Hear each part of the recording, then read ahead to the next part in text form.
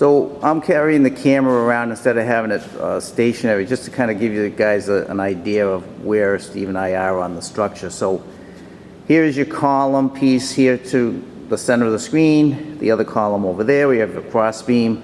Your king post is in the center going vertical, and then the rafters. So Steve and I have actually cut the rafters and the joinery. Steve cut the king post in, I'll call this a dry fit, but I kind of want Steve to give some background. So the reason I have this in a mobile fashion is because as I walk up to it, he can give a little bit of explanation.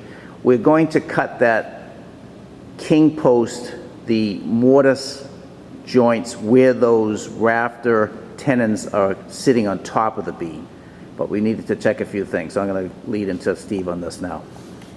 So up to this point, we've been basically going off of the square rule when laying out all our mortises and our tenons. But with these rafters, it can get a little tricky sometimes, and you really want to use what's called the scribe rule. So we're really making this a custom fit.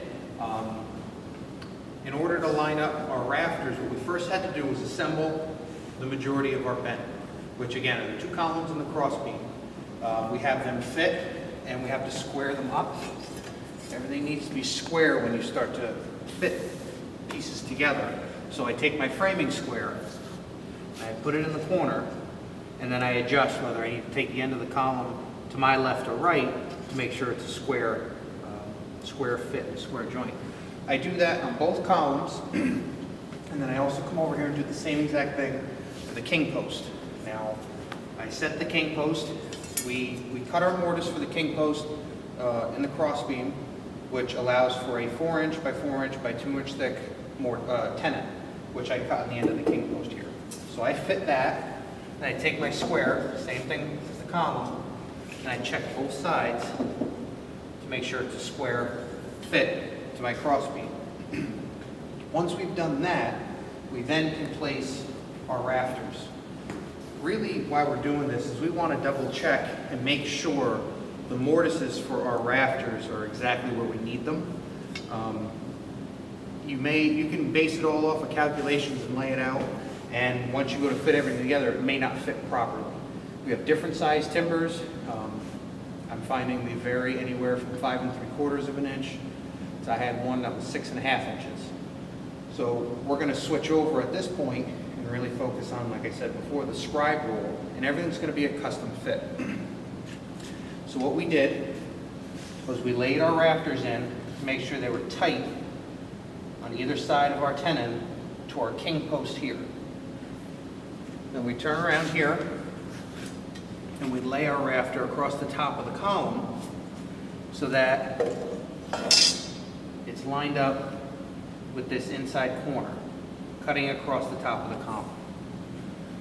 What we do at this point is we want to mark where our tenons land. So I've marked bottom and top of where the member actually comes in. And I've also marked top and bottom of my tenons.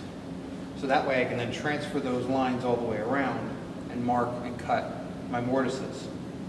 What I'm going to do down here to ensure a nice tight custom fit is I go on the bottom with a pencil and I trace where the top of the column is, because we're not cutting the column, we're going to cut what's called a bird's mouth into the rafter.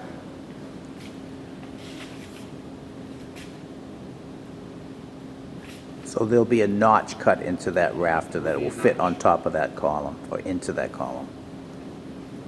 And now at this point, you don't want to just take them away and start cutting. You want to make sure you know which one goes where.